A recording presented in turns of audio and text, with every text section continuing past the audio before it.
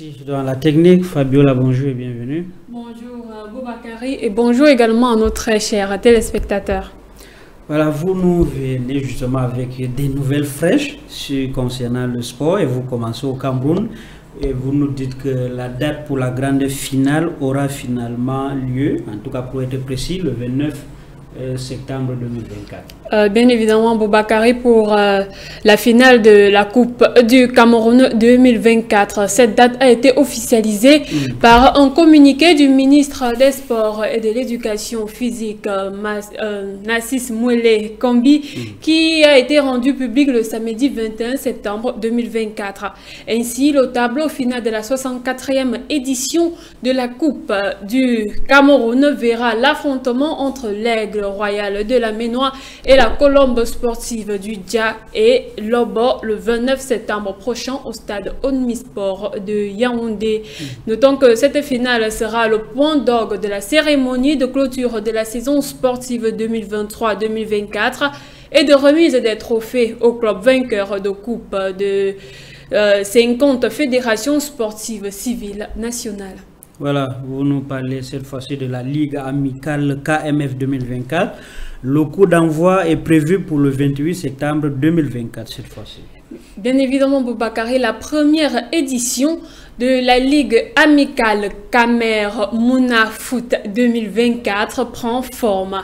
Le kick-off est prévu pour le 28 septembre 2024 et l'apothéose le 7 décembre 2024 à Douala. Notons que la Ligue amicale KMF est une plateforme d'évaluation de football à travers des matchs amicaux. Ce projet est destiné aux moins de 10 ans et aux moins de 13 ans des académies de football. Selon Florent Ipoum, qui n'est nul autre que le promoteur du projet et le président fondateur de l'AS Caron, l'objectif est de promouvoir le développement du football jeune, de détecter et d'accompagner le développement des talents locaux, de favoriser l'esprit d'équipe et la solidarité, d'inculquer les valeurs civiques, patriotiques et morales aux académiciens. Pour ce premier galop d'essai, plusieurs académies ont décidé de se joindre au projet. Ils sont 9 au total, dont l'AS Caron, la Fabrique FA, l'AS David Mbengue, AS Deng, Divine FA, Diaspora, AC Sola, AS Terre Promise et Win SA. Notons que pour cette première édition, les organisateurs ont mis les petits plats dans les grands pour offrir au public un spectacle de qualité en leur offrant des sites internet spécialement dédiés à cet événement pour leur permettre de ne rien rater de l'évolution de leurs académies et de l'actualité du tournoi durant 3 mois. Restons dans la mouvance, j'ai envie de dire, des agendas et de rendez-vous justement. Vous nous parlez de la Coupe CAF. Le tirage au sort est prévu pour le 7 octobre prochain. Oui, Boubakari, il s'agit de la Coupe de la CAF et la Ligue des champions de la CAF.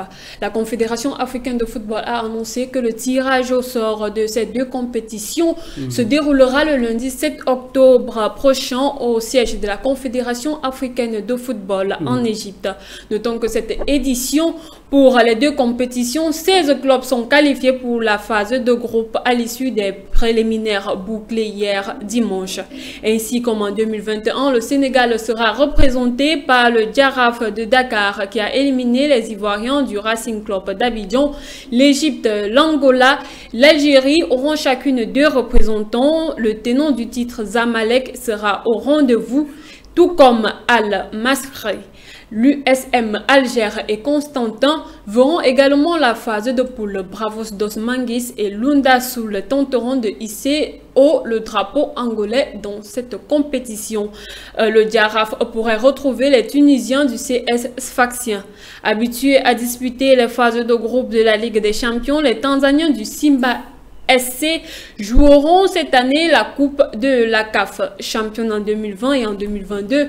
La RS Bécane de Paul Valère Bassène et Mamadou Lamine Camara sera aussi du rendez-vous. En tout cas, la compétition promet des confrontations très rudes et palpitantes.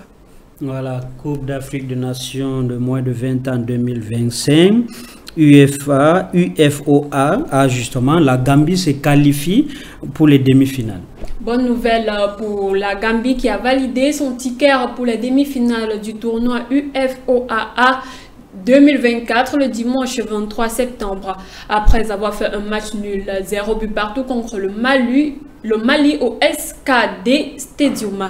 Réduite à 10 dès la 26e minute suite à l'expulsion de Mané Alieu, la Gambie a tenu bon face à des aiglons maliens incapables de concrétiser leur supériorité numérique. Malgré de nombreuses tentatives, le Mali mené par Baye Koulibaly, élu homme du match, n'a pas réussi à faire la différence. Les jeunes scorpions solidaires en défense ont su préserver leur cage inviolée. Avec ce résultat, la Gambie rejoint le Sénégal, qualifié pour les demi-finales du groupe B. La Guinée et la Sierra Leone, déjà qualifiées depuis samedi, connaissent désormais leur adversaire. Le Sénégal, champion en titre, affrontera la Guinée, tandis que la Sierra Leone se mesurera à la Gambie, finaliste de la précédente édition. Les demi-finales se disputeront ce mercredi 27 septembre au SKD Stadium. Voilà, pour finir, vous nous parlez de CHAN. L'Algérie ne participera pas à la 8e édition. Bien évidemment, Boubakari, l'Algérie ne participera pas à la 8e édition du championnat d'Afrique des Nations qui sera organisé conjointement par le Kenya, la Tanzanie et l'Ouganda du 1er au 28 février 2025. C'est ce qu'a annoncé samedi soir la Fédération algérienne de football. Selon cette dernière, le bureau fédéral a pris la décision de ne pas participer à cette compétition et de réorienter les efforts et moyens en direction des jeunes catégories masculines et féminines.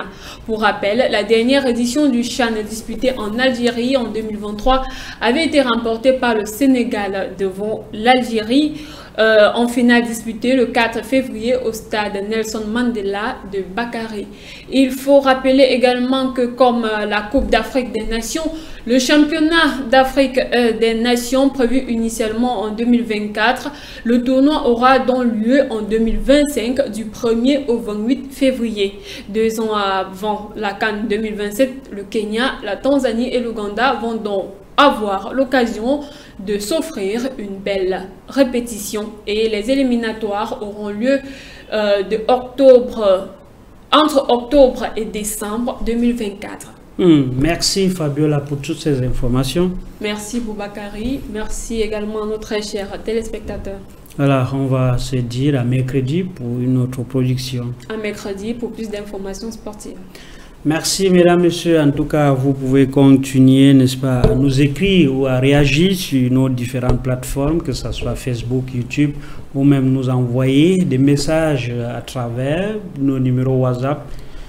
Merci d'avoir regardé cette émission et surtout, bonne journée à tous. Que la paix de Dieu vous accompagne.